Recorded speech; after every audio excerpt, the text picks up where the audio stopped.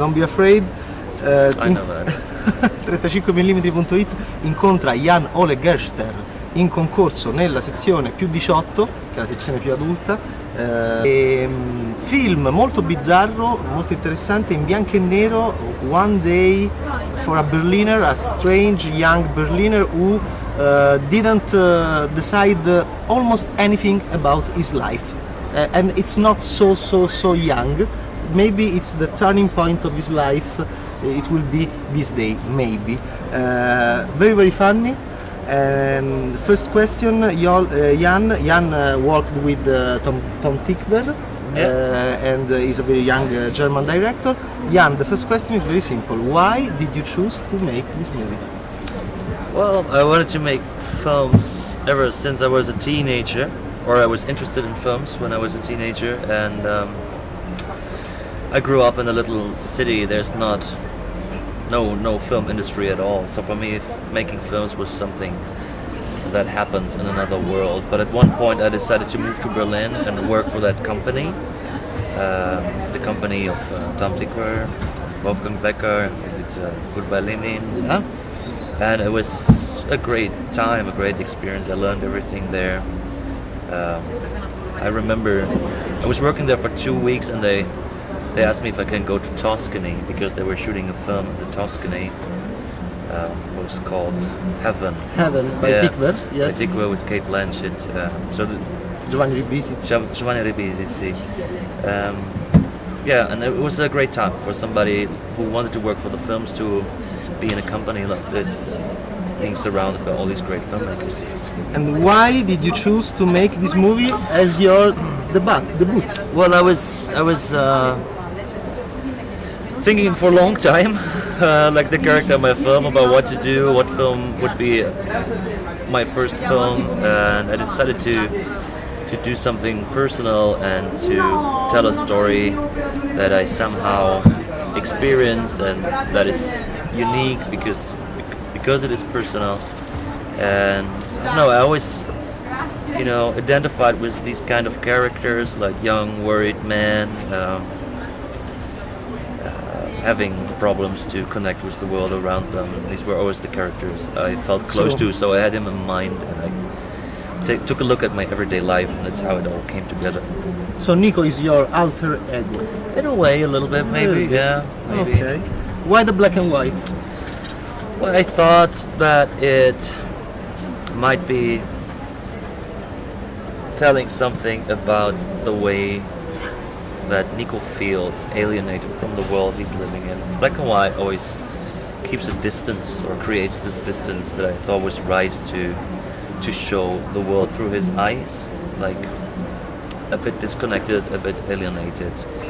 And because it was a film about everyday life in Berlin, I thought it might be a right thing to take away all the naturalism about it and let it appear in a more abstract way. How about the friend of Nico? He's very funny, and he's an actor, a little bit crazy. How about him? Did you choose to portray an actor because you know someone like him? Well, actually, Mark, who is playing the best friend character, is a good friend of mine, and he's somehow close to that character, and somehow he's not. But I like the idea of having someone who is somehow a bit weird, but he got a lot of integrity to the things he wants to do, because he's like passing by every role that was offered him. Maybe he overdid it a little bit, because obviously he's unemployed, and for me he's a very good Berlin representative. Yeah. Representative. Yes. Because I think Berlin is quite famous for being the capital of people who move there and try to express themselves. Sometimes got stuck in this state of not being able to move on. Good, very good. Jan, we asked all our guests which was your first movie struck, the first movie that shocked you. really shocked me? Yes, Or, like in the child, moved me or shocked me? the first movie that really impressed you. If you want, I can choose another word. No, but well, my parents, they're not total movie buffs. They're like everyone else watching films. But when I remember the films that my dad liked and films that he recommended to me every time they were on the television, Yeah. I think he was a big fan of One Flew Over the Cuckoo's Nest. Yes. Even though I was maybe a bit too young to see it and I didn't get the whole story about it, but I remember that I watched One Flew Over the Cuckoo's Nest when I was very young. Jaws by Steven Spielberg, which I really still love a lot. It's a great film. It's a great genre film, and there's still something to discover in the film that is somehow great. But the first film that really made me read about the film, where I had the desire to know more about the film, was Taxi Driver, actually. Yeah. Taxi Driver is quoted in one of the best scenes of Jan movie for me at the beginning of the movie. The first meeting with his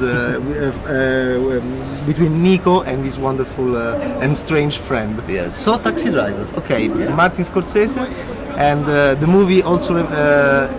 There's a little bit about After Hours. We said it at the beginning. So, viva Martin Scorsese and Paul Schrader, the wonderful screenwriter, who had parents who didn't love movies, and Paul Schrader didn't see any movie since 19 years old. So, Jan, what about Giffoni? Last question. What about this experience? Are you happy to be surrounded by children? Yes, I've been to a few festivals so far, but this is unique, this is different, and I really like the atmosphere of being surrounded by young cinema lovers, and I had the most wonderful Q&A last night. It was, like you said, the generator 18, like they were like that young, but still young, like really, really young, and they were very respectful and thankful, and I think they really enjoy this festival like everyone else does, and I wish I would have known so much about films like these kids know. It's like really amazing how they talk about film and what they see and their interpretations. It's amazing. I love to be here. Wonderful. Can you say bye to 35mm?